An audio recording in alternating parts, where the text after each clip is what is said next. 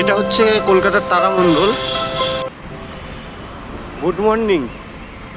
আজকের আমাদের ডেস্টিনেশন হচ্ছে কলকাতা, সিটি অফ জয় যাকে বলা হয়। তো সিটি অফ জয়ের কিছু হিস্টোরিক্যাল প্লেস আমরা আজকে ভিজিট করব, মানে ঘুরবো। ভিতরে হয়তো ঢুকবো না, অনেক জিনিস অনেক বাইরে থেকে দেখাবার চেষ্টা করব সমস্ত কিছু। তো আমরা এখন ক্যাথিড্রাল চার্চের কাছেই রয়েছি, দেখুন দেখাচ্ছি। পাশে ভিতরে অ্যাকচুয়ালি এখন খোলেনি, যদি সকাল টাইম একটু লেট করে আসবেন খুলবে। তো আমরা এর ভিতরে ঢুকতে পারছি না। এর পাশেই রয়েছে আমাদের তারামণ্ডল, তো সেটাও দেখাবার চেষ্টা করব আপনাদের। চলুন যাওয়া যাক। আর আশেপাশে যা আছে, আমরা কলকাতা অনেক জায়গায় আজকে ভিজিট করব, তো সেগুলো দেখতে থাকুন। চলুন। এটি হলো সেন্ট পল চার্চ, কলকাতার সবচেয়ে বড় ক্যাথিড্রাল চার্চ। তো দেখুন চারি সাইডটা দেখাচ্ছে।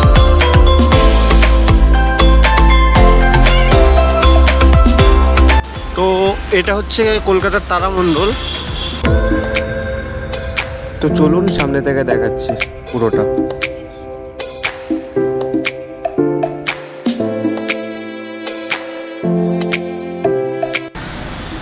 তো আমরা ভিক্টোরিয়ার কাছাকাছি চলে এসেছি, মানে ভিক্টোরিয়ার কাছেই চলে এসেছি। চলুন দেখাচ্ছি।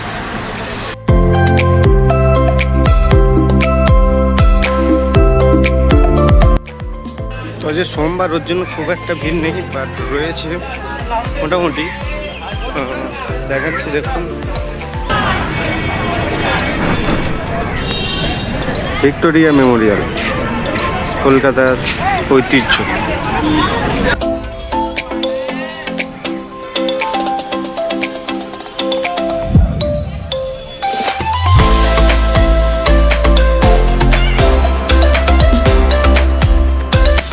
ওপারটাই দেখুন ঘোড়ার গাড়ি।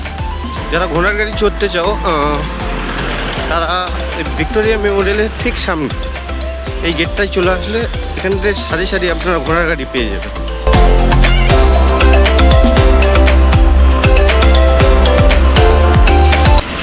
ভিক্টোরিয়া মেমোরিয়াল ফেলে এখন আমরা রাজকোট ময়দানের দিকে যাব। চলুন দেখাচ্ছি। যে পার হচ্ছে আমরা, ওপারটা হচ্ছে ময়দান।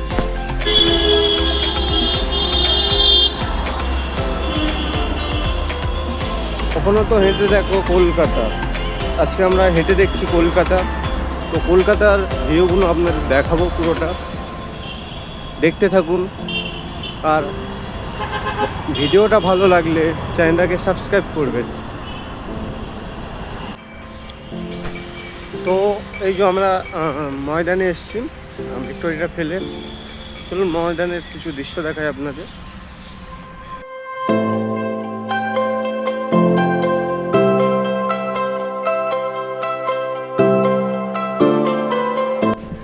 দিয়ে খেলা হচ্ছে, ক্রিকেট খেলা হচ্ছে, একটা প্র্যাকটিসারে দেখা পাচ্ছেন কিনা জানি না। এই যে সাদা সাদা সব, এপারেও সেম খেলা হচ্ছে,